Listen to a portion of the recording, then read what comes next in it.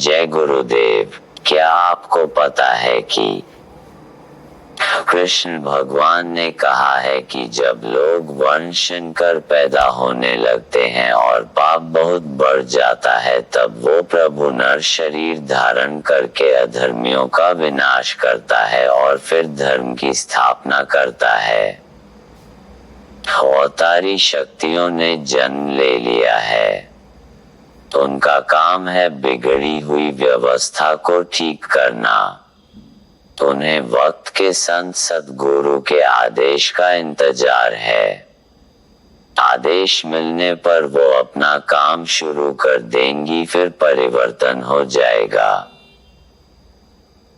पीर पैगंबर और अवतार मन और छाया के मंडलों तक ही घिरे रहे और ऊंचे रूहानी मंडलों तक नहीं जा सके। कुछ तो तीसरे तिल तक भी नहीं पहुंच सके जो इस आसमान के ऊपर है। उनके लिए स्वर्ग ही अंतिम स्थान है।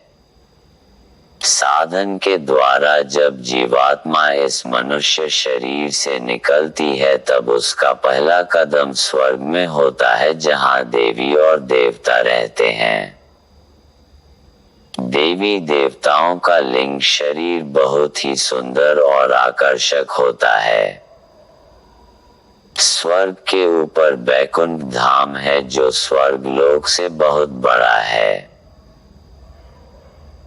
जब जीवात्मा शरीर के 9 द्वारों को खाली करके अर्थात अपनी किरणों का सिमटाव करके 10वीं गली अर्थात दोनों आंखों के पीछे पहुंचती है तो इसको अपने आप वहां दिन रात धुनकारें दे रहा शब्द नाम आवाज सुनाई देने लग जाता है। शब्द रूपी अमृत को पीकर सुरत जीवात्मा शुद्ध और बलवान हो जाती है और ऊपर के रूहानी सफर यानी स्वर्ग बैकुंठ आदि लोकों में जाने के काबिल हो जाती है। शब्द में आवाज भी है और प्रकाश भी शब्द की आवाज के पीछे पीछे चलती हुई और शब्द के प्रकाश से राह देखती हुई सूरत उसी ठिकाने पर वापस पहुंच जाती है जहां से शब्द आ रहा है और जहां से सृष्टि रचना के समय सूरत नीचे उतरी थी। इस मनुष्य शरीर के अंदर करोड़ों खंड ब्रह्मांड, करोड़ों नदियां, पर्वत आदि हैं। स्वयं परमात्मा भी अंतर में बैठा है। इस काया रूपी नगर में प्रवेश द्वार दोनों आंखों के ऊपर है।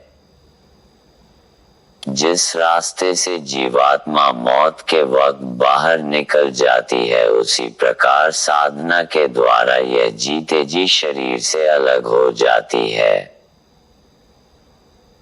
शराब पीने वाले को अपने पराये भले बुरे की पहचान नहीं रहती और ऐसे खोटे और नीच पाप कर बैठता है जिससे उसके कर्मों के बोझ में बहुत अधिक वृद्धि हो जाती है, जिसका फल उसको जन्म जन्मांतरों तक भुगतना पड़ता है।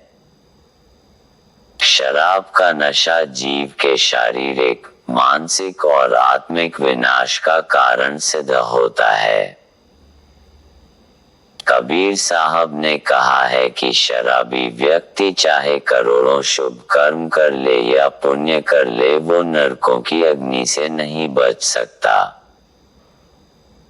जिस तरह दूध में मक्खन है, तिल में तेल है, फूल में सुगंध है, काठ में अग्नि है और दर्पण में प्रतिबिंब है, उसी प्रकार मनुष्य के अंदर परमात्मा है।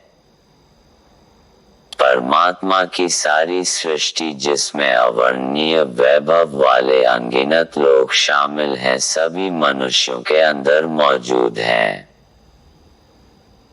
सद्गुरु की कृपा और रहनुमाई द्वारा मनुष्य इन सब को अपने अंदर देख सकता है और उसे इस रहस्य का पता चल सकता है कि किस प्रकार ब्रह्मांड पिंड के अंदर है।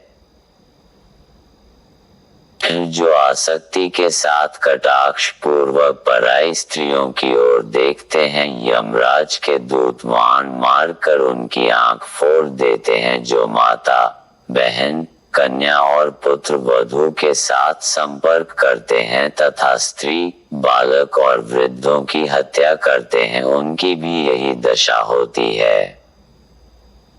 यह महारौरव नामक नरक ज्वालाओं से परिपूर्ण तथा अत्यंत भयंकर है। महारौरव नरक का विस्तार बहुत बड़ा है। जो नगर, खेत या घर में आग लगाते हैं वे एक कल्प तक इस नरक में डालकर पकाए जाते हैं। यमराज के दूत गदा और तलवार से काटते पीटते रहते हैं। जीवात्मा और जमदूतों का लिंग शरीर होता है। यमदूत जब शरीर को काटते हैं तब बड़ी पीड़ा होती है और जीव चिल्लाता है। काटने के बाद अंग फिर जुड़ जाते हैं, फिर यमदूत उसे काट देते हैं। यह क्रम बराबर चलता रहता है।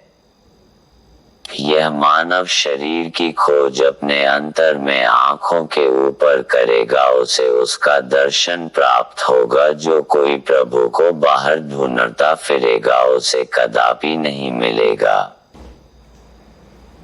मालिक की ओर से जो कुछ भी दुख सुख हमारे जीवन में आता है वह हमारे पिछले कर्मों का नतीजा है और भुगतान केवल हमारी भलाई के लिए ही कराया जाता है।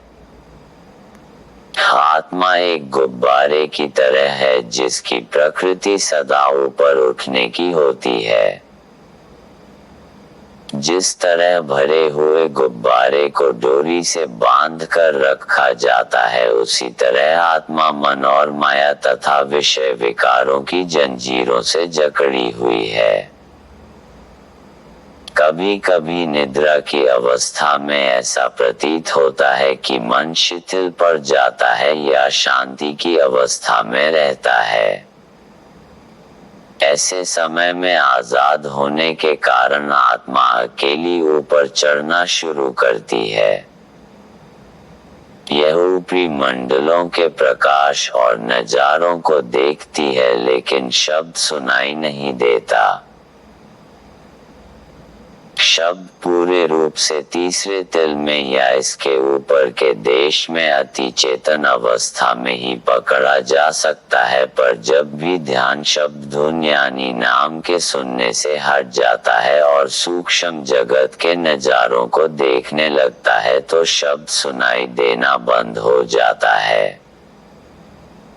बाहरी जगत के विचार ध्यान को बाहरी रखते हैं और आंतरिक जगत के विचार इसे अंदर रखते हैं। जय गुरुदेव। जय गुरुदेव नाम प्रभु का।